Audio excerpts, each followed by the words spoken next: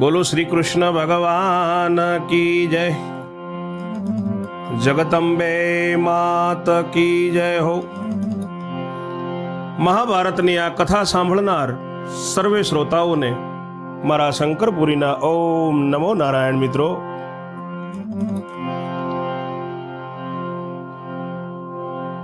શ્રોતાજનો સ્વજનો આપણે 43માં કડવામાં જોયું હતું, સાંભળ્યું છે આપે. ગુરુ કલ્પાંત કરતા હતા ત્યાં સુધી આયા છીએ. દુર્યોધને દુશાસને ડોળા કાઢ્યા છે. હવે આપણે 44મો કડવો જોઈએ આદ પર્વનો.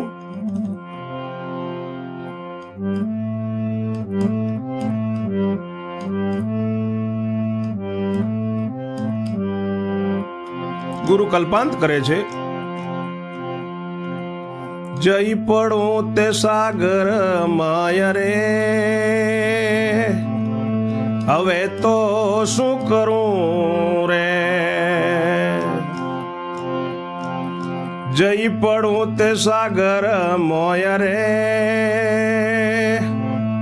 હવે તો શું કરું રે. દ્રોણ ગુરુએ કલ્પાંત માંડ્યું, દુષ્ટોને દીધી વિદાયજી. સભામાં લાવી બનાવ્યો, કરાવી જગ નિંદાય રે. હવે તો શું કરું રે. ગુરુ દ્રોણ રોવે છે, કલ્પાંત માંડ્યું છે કે મને દુષ્ટોએ, મેં દુષ્ટોને વિદ્યા આપી, સભામાં મને લાવી અને બનાવ્યો. આ દુષ્ટોએ મારા જગતમાં મારી નિંદા કરાવી. હવે હું શું કરું. મેં જાણ્યું મારા સારા નીવડશે, મેં જાણ્યું શિષ્ય સારા નીવડશે, વિદ્યા ભણાવેલા પ્રાણીજી. છેવટે મહેનત છૂટી પડીને સગળું થયું ધૂળ ધાણી. હવે તો શું કરું રે. ગુરુ કહે છે કે મેં તો મનમાં એમ જાણ્યું હતું કે મારા શિષ્યો સારા નીકળશે, મેં વિદ્યા ભણાયેલા જે પ્રાણીઓ છે એ ખૂબ સરસ નીકળશે. છેવટે મારી મહેનત પડી ગઈ, બધું ધૂળ ધાણી થઈ ગયું રે. હું શું કરું હવે. ગુરુ કલ્પાંત કરે છે, રોવે છે ગુરુદેવ દ્રોણ. સુક્તિમાં તો રૂપું ભાસે, પણ તે તો મિથ્યાયજી. તેવા મુજને કૌરવ ભાષ્યા, તેણે શું ફળ થાય રે. હવે તો શું કરું રે.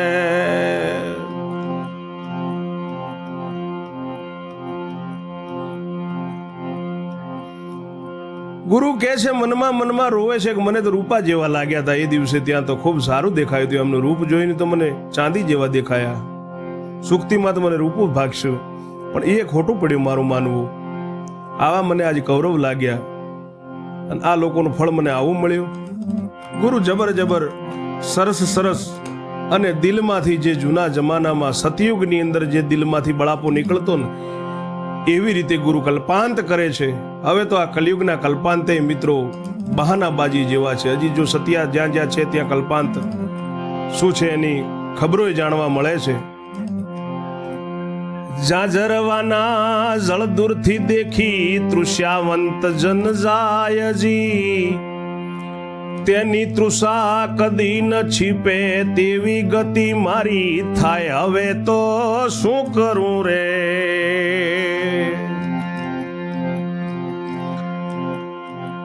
જોજવાનું જેમ જળ હોય, એને દૂરથી દેખ્યું હોય, અને જેને બહુ તરસ લાગેલી હોય એ દૂરથી જોઈને એને સમજી જાય છે.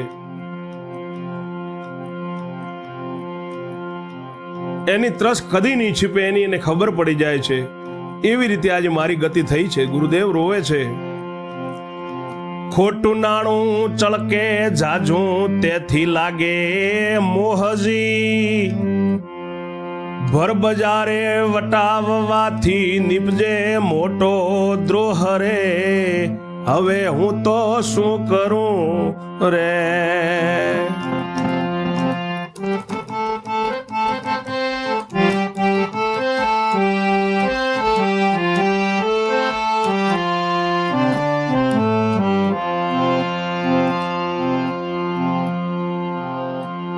ખોટો રૂપિયો હોય, ખોટું નાણું હોય, એ તો દૂરથી ચળકે એનો મોહ લાગે છે કલિયુગની અંદર.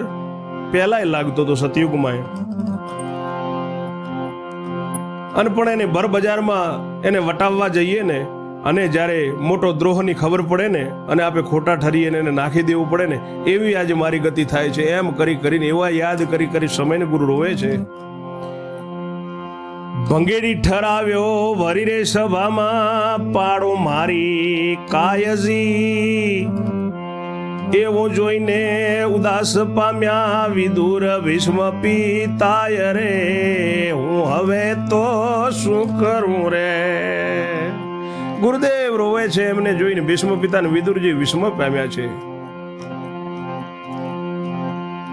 મારી કાયા પાડી દો, મને આ ભંગેડી ઠરાવી દીધો સભાની અંદર, એમ ગુરુ રોવે છે. હવે શું થાય છે શ્રોતાજનો? દુઃખ ગુરુનું દેખીને અર્જુન નેત્રમાં લાવ્યો નીરજી. મારા ગુરુની લજા જાય છે, સોંભળો ધર્મ વીર રે.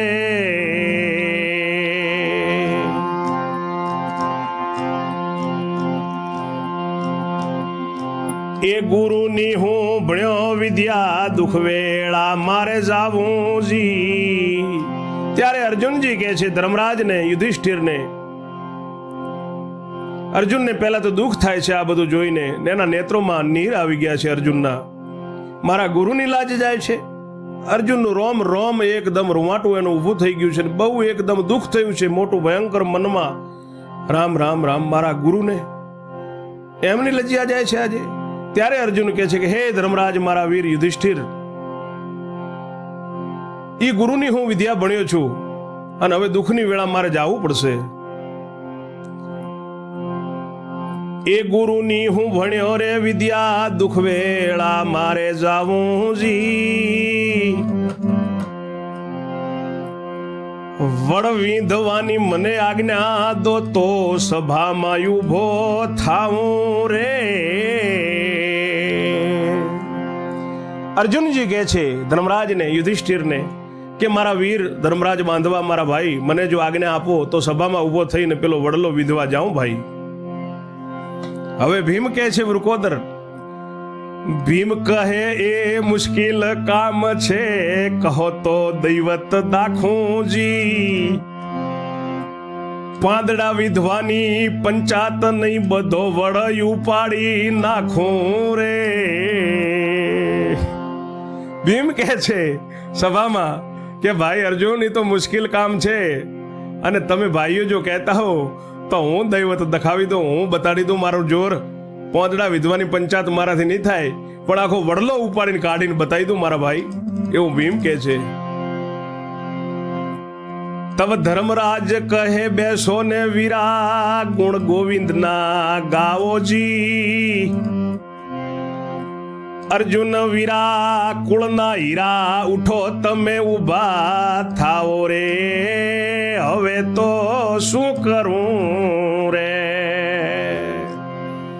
ધર્મરાજ કહે છે કે મારા વીરા તમે બેસો ભીમસેન, ગોવિંદના ગુણ ગાઓ, મારા પ્રભુના ગુણ ગાઓ, મારા ઈશ્વરના કૃષ્ણ કાનુડા કનૈયાના ગુણ ગાઓ, ઠાકોરજીના ગુણ ગાઓ, ભગવાન ભોળેનાથના ગુણ ગાઓ, મારા અર્જુન વીર કુળના હીર.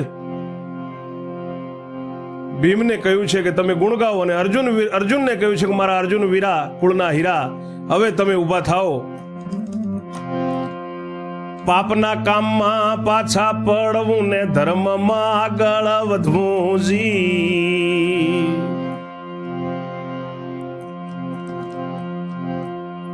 પાપના કામમાં પાછા પડવું, ધર્મમાં આગળ વધવું જી. કંઈક કરતા બ્રાહ્મણ યુગ રે, તેથી કબૂલ હું થાવું રે. હવે તો શું કરું રે. યુધિષ્ઠિર કહે છે કે પાપના કામમાં પાછું જ રહેવું અર્જુન, પણ ધર્મના કામમાં તો આગળ વધવું છે ભાઈ. ઊભો થા, અને કંઈક કરતા બ્રાહ્મણનો, ગુરુદેવ બ્રાહ્મણ છે, એમનો જીવ ઉગરે, તેથી હું કબૂલ થાઉં છું કે તું ઊભો થા મારા ભાઈ. કબૂલ થાઉં વીરલા, જોઈ બ્રાહ્મણનું દુઃખ.